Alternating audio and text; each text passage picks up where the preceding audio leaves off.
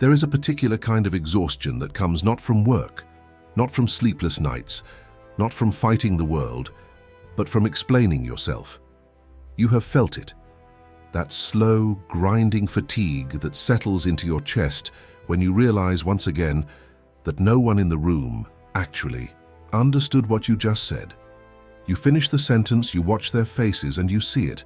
That polite blankness, that nodding that means nothing, that look people give when they have already stopped listening and started waiting for their turn to speak.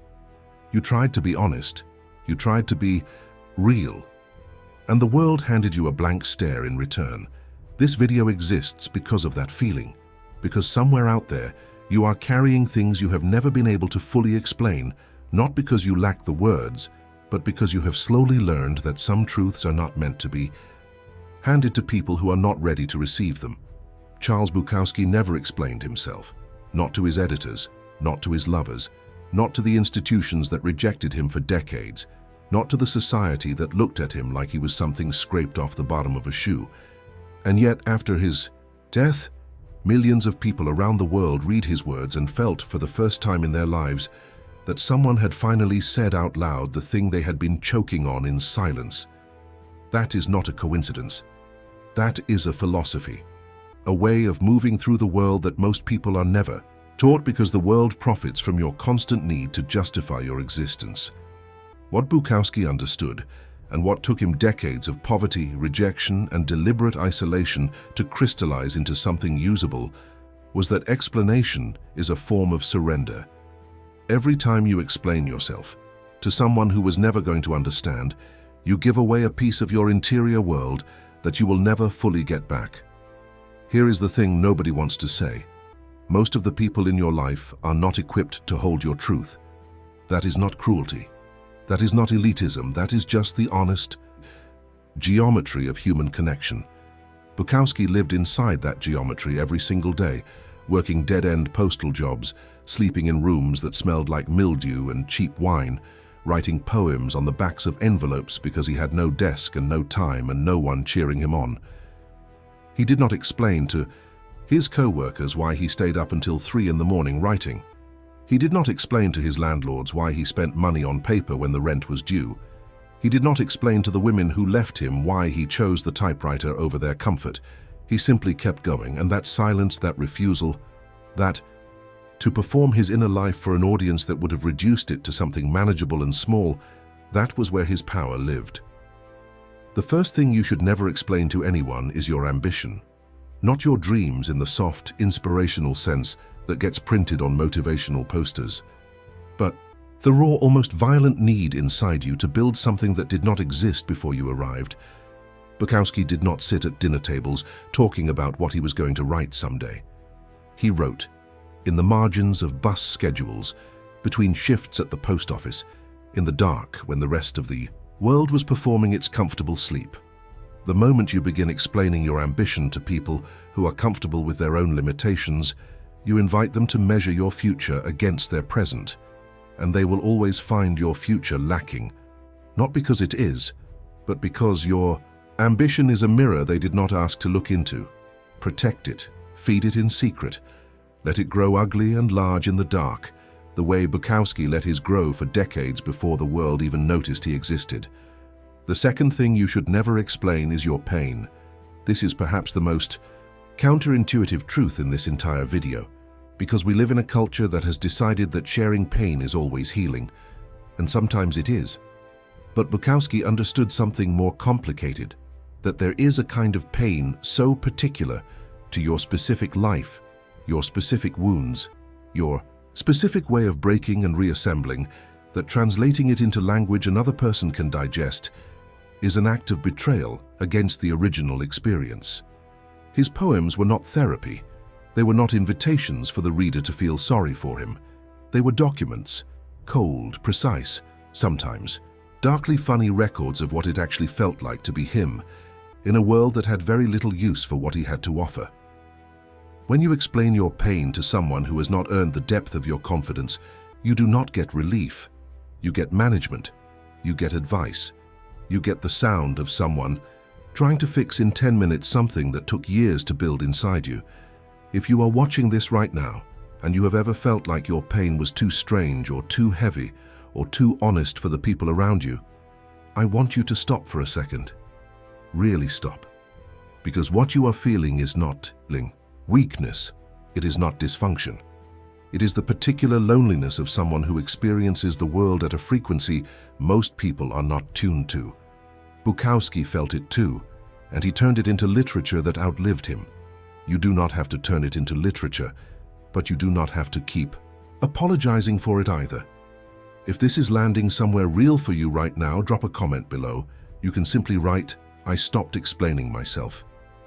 That sentence sitting in the comments might be the thing that makes someone else who is drowning in the need to be understood feel, for just one moment, slightly less alone. Your words have that power. Use it. The third thing you should never explain to anyone is why you need silence. Modern life has constructed an entire moral framework around busyness, around availability, around the idea that a person who chooses to be alone is either depressed or arrogant or hiding something shameful. Bukowski did not subscribe to that framework. He drank alone not only because alcohol was his way of managing the volume of a world he found unbearable, but because solitude was where his thinking actually happened. He needed rooms with no expectations in them. He needed afternoons where no one asked him anything, and he was not required to produce a socially acceptable version of himself. The people in his life rarely understood this, and he rarely tried to make them understand.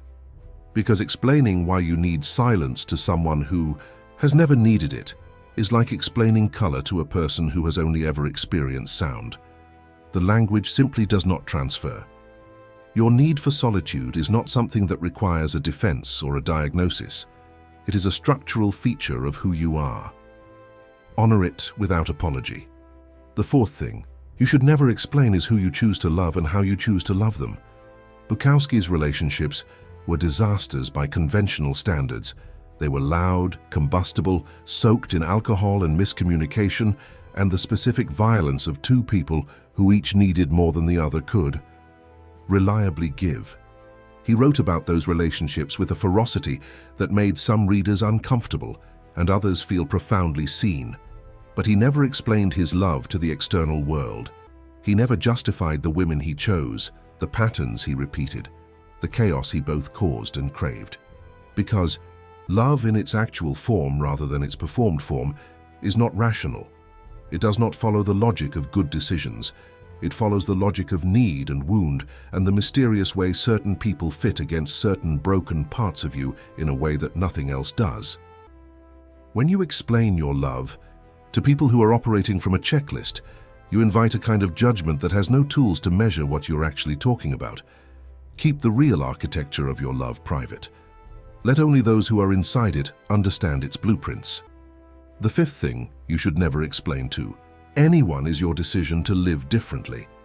This is the deepest one. This is the one that Bukowski built his entire existence on. He chose a life that made no conventional sense. He stayed poor for years rather than write what the market wanted. He chose honesty over approval at every intersection.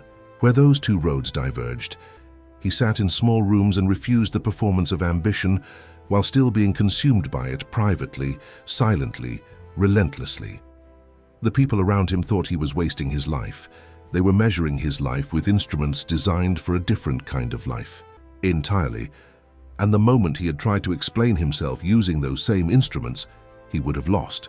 He would have had to concede that by their measurements they were right. So he never picked up their tools. He built his own. And that refusal, that quiet, stubborn insistence on living by a logic that only made sense from the inside, was the single most radical thing he ever did. More radical than any poem, more radical than any drink. The life itself was the masterpiece. Here is what all 5 of these things have in common. They are all parts of you that exist before language. They are all experiences that lose something essential in the act of translation. Bukowski understood that language. Even the most precise and brutal language he was capable of producing was always slightly less than the truth it was trying to carry. So he never used it to justify himself to a world that had already made up its mind. He used it instead to document, to witness, to leave a record of what it felt like to be fully, stubbornly, inconveniently human. That is the inheritance he left, not a self-help system, not a set of rules, just the permission to stop performing your interior life, for people who are only going to review the performance and never actually enter the room. You do not owe anyone an explanation for your ambition, your pain, your need for silence, who you love, or the life you have chosen to build in the margins. Those things belong to you in a way that nothing external can authorize or revoke. Bukowski spent the first 50 years of his life being told he was wrong, being told he was wasted potential, being told he should explain himself and clean himself up and fit into something with a name and a benefits package. He declined. And then the world caught up to him, not because he finally explained himself correctly, but because he never did. If this video reached something true inside you, give it a like, not as a reflex, but as a genuine signal that this kind of honesty deserves to travel further, that the algorithm should carry this to someone else who is exhausted from explaining themselves and needs to hear that they are allowed to stop. And if you are not yet subscribed to this channel, consider doing it now, not because subscription numbers matter, but because you are clearly someone who is looking for more than surface answers. And every single video on this channel is made for exactly that person, for the one who lives a little too deep for most conversations, who feels a little too much for most rooms, and who is slowly, bravely learning that that is not a flaw. That is the whole point.